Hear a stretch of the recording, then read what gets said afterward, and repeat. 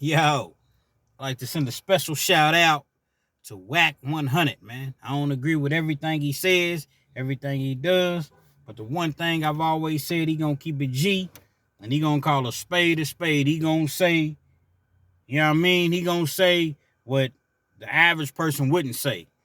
You see what I'm saying? Calling Fat Joe out like that, I salute you, man. You know what I mean? Because it makes no sense. Fat Joe, you just really sound ridiculous, man. You know, you give all this praise to Big Pun, man. Big Pun this, Big Pun that. How you gonna leave his wife broke like that, bro? How you gonna leave his wife and his kids in a shelter? You claim you gave him $1 million, but you can't produce not one receipt, not one. Listen, man. I understand you telling her. I understand to a certain extent what you was trying to get through. Um, Actually, I understand fully to keep it all the way real. You was telling her like, listen, nobody's gonna care anything about you being Big Pun's wife. You know what I mean? He's gone now, unfortunately. So you're gonna have to, get a hustle, get on the grind, take care of your family because he's gone. I get that part to a certain extent. Because it's really true.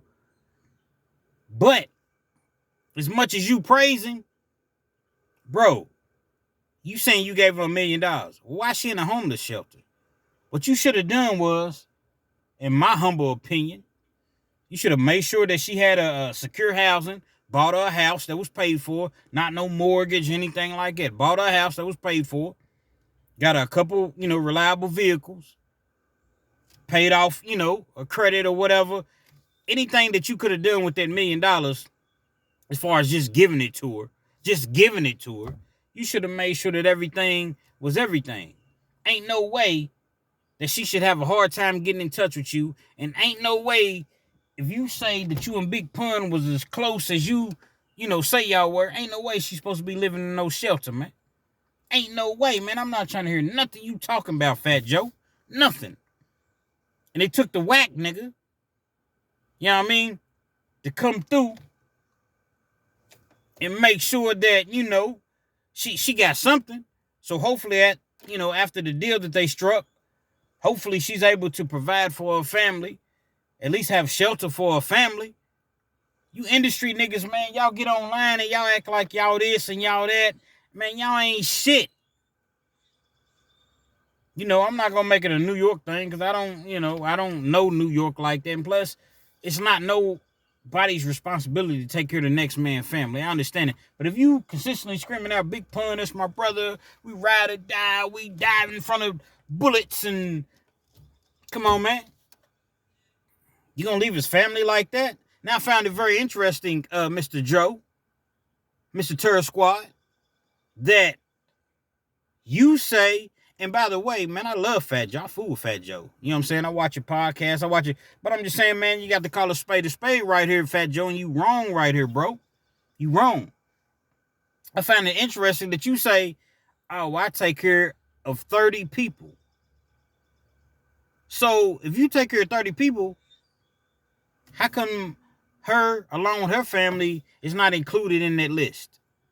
What do you think that you couldn't find in the shelter? You think that, oh, you went down there and said, here, I got a check, for $50,000 for you, and I'm going to pay your rent up for the first year until we can, an apartment or something like that, until we can find you.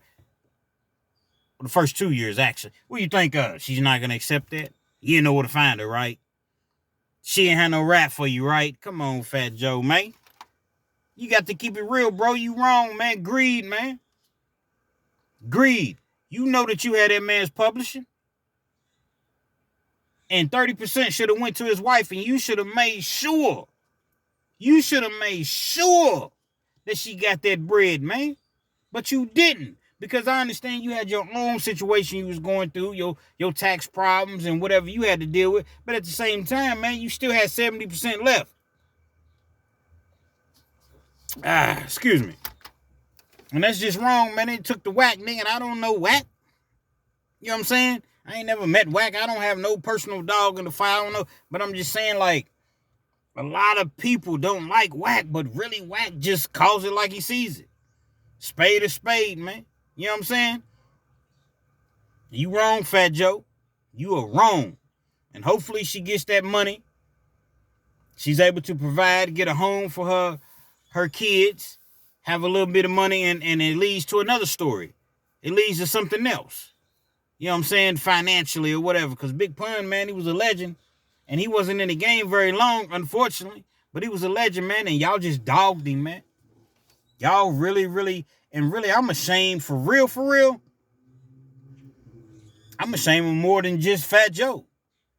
All you millionaire rappers, man, in New York, some of y'all billionaires. Hint, hint.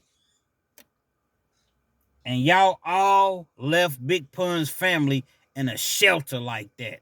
Knowing that the music business is a shiesty and shady business. Knowing that she probably didn't really know what was going on with the business. But y'all did. And y'all just left her out there like that, man. That's a damn shame. That's a damn shame that y'all did that, man. You know what I'm saying? But once again, salute to Whack 100. You know, I'm probably going to make another video not agreeing with what Whack 100 did. You know what I'm saying? But this particular instance, I got to agree with you, man. You know what I'm saying? Fat Joe, your day's going to come, bro. You know what I'm saying? I don't wish you no harm or no bad luck or nothing like that. A little energy drink, man. You know what I mean? I don't wish you nothing like that. Like I said, I'll fool with you, but you know, that was foul, bro. That was very foul. And, you know, the numbers might not be 100% accurate, but I'm quite sure they're close. You know, they close. Get it together, man.